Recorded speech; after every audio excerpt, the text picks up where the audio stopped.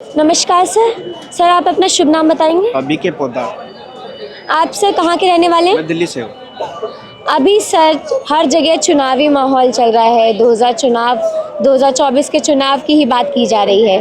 तो इस पर ईडी ने केजरीवाल जी को अभी समन भेजा था, 9वां समन, जिसमें आज केजरीवाल जी पेश नहीं हुए, गए नहीं, जिस पर इस ईडी की बुलावे पे पहले भी केजरीवाल जी बहुत कुछ कह चुके हैं कि बीजेपी ईडी एक्टिव कर देती है, ईडी गिरफ्तार करना चाहती है, इसीलिए केजरीवाल जी नहीं जा रहे हैं। इस ना जाने के साथ ही केजरीवाल जी ने दिल्ली हाई कोर्ट में एक अर्जी डाली थी कि वो ईडी की पूछताछ में तभी जाएंगे जब उन्हें ईडी की तरफ से लिखित प्रमाण मिलेगा कि उनकी गिरफ्तारी नहीं होगी, जिस पर आज हाई कोर्ट ने मना कर दिया है कि उन्हें कोई सुरक्षा नहीं मिलेगी। तो इस पर आपको क्या कहना है कि केजरीवाल जी क्यों भाग रहे हैं ईडी से?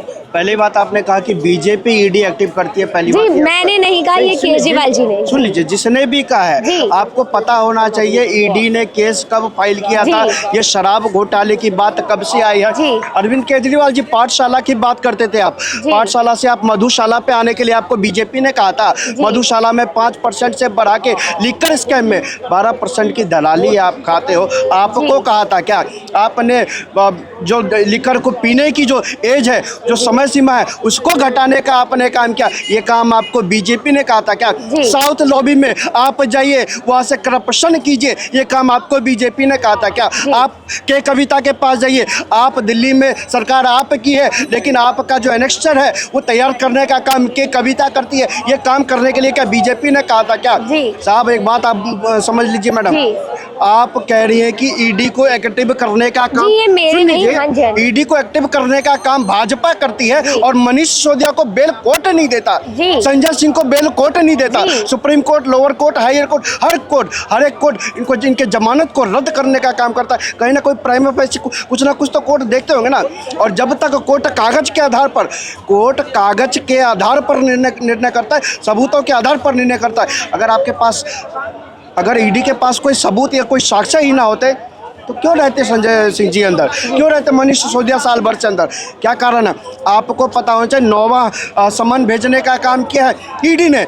9 समन पे ये गए नहीं और इन्होंने हर एक प्रेस कॉन्फ्रेंस में यही कहा कि ईडी ने केवल बीजेपी के ऑफिस से ये बीजेपी के कहने पर ये समन भेजती है। जब ये कोर्ट जाते है, ईडी केस फाइल करती है, कोर्ट जाने के बाद इनको 15 हज़ार का मुचलका 1 लाख का बॉन्ड भरना पड़ता है।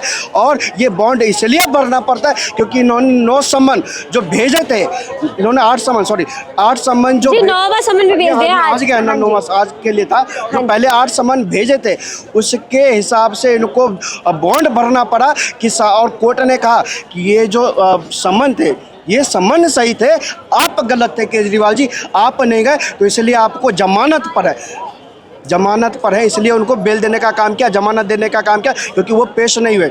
ईडी केजरीवाल साहब कल हाई कोर्ट गए अपने उसको लेके, समन को लेके, कोर्ट ने रिजेक्शन में डाल दिया। आज ही कोर्ट से फैसला आया है कि उन्हें सुरक्षा प्रदान। अलग आया था फैसला, आज अलग है। आज वो फिर गए थे कि भैया कुछ तो माई बाप बचा लो, और कोर्ट ने ये जो कह रहे हैं ना केजरीवाल साहब, ईडी सबूत नहीं दिखाती। आज बंद कमरे में ईडी ने जज साहब को सबूत दिखाने का काम किया। जब जज साहब को सबूत दिखाने का काम किया तो जज साहब ने पाया कि फर्स्ट प्राइमा फेसी में कहीं ना कहीं केजरीवाल जी संलिप्त है, आरोपी है, और उनके जो ईडी के जो नोटिस है, जो ईडी के सम्मन है, उसको वैध करार बताया और उनकी जेल जाने की कभी भी बारी आ सकती है, जब ईडी चाहे जब उनको ले जा सकती है, क्योंकि आप एक प्राइमा फेसी हैं, आप एक भ्रष्टाचारी है। ये कोर्ट ने भी साबित किया, ये ईडी ने भी साबित किया, ये आपकी के कविता सब आप हर जगह से साबित हो रहा है। तो साहब बच नहीं सकते, बचने का बहाना जितना भी ढूंढ लीजिए। आप शीला दीक्षित जी को कहते थे, लेकिन साहब आज आप जमानत पर खुद बाहर है। आपको सोचना चाहिए। दिल्ली की जनता ने जिस सर माथे आपको बिठाने का काम किया, एक ईमानदार राजनीति हमने देखी थी, हम लोगों ने वोट किया था, एक ईमानदार राजनीति की देखी थी। अन्ना हजारे जी को मैं आज कहना चाहता हूँ आपके माध्यम से कि अन्ना हजारे जी फिर दोबारा दिल्ली में बैठे, आपको फिर रामलीला मैदान बुलाती है, और क्योंकि दिल्ली में बैठा फिर एक भ्रष्टाचारी अरविंद केजरीवाल, और आज दिल्ली अन्ना हजारे को पुकार रही है। आज फिर रामलीला मैदान से ये रामलीला मैदान अन्ना हजारे जी को गर्जना कर रही है कि आइए अन्ना हजारे जी, और फिर एक बार जो भ्रष्टाचार की मुहिम आपने छेड़ी थी, फिर एक बार भ्रष्टाचार की मुहिम छेड़ी है और दिल्ली की में बैठी भ्रष्टाचारी सरकार को उखाड़ फेंकने का। अन्ना हजारे जी कहाँ से आएंगे? वो तो भाजपा के एजेंट थे। अन्ना हजारे भाजपा के एजेंट थे, वो कहाँ पाएंगे? वो तो पता ही नहीं लगता अन्ना जी कौन से बिल में घुस चुके हैं भाई, उनका कुछ नहीं पता, आता पता कुछ नहीं है। वो अब भाजपा के एजेंट थे, ये कन्फर्म हो गया है, और भाजपा की मीटिंग में देखे जाते थे। सत्ता में आने से पहले मोदी जी बोलते थे अच्छा सबका साथ सबका विकास, लेकिन सबका साथ तो लिया, लेकिन विकास चंद लोगों का हुआ। अडानी साहब का विकास हुआ।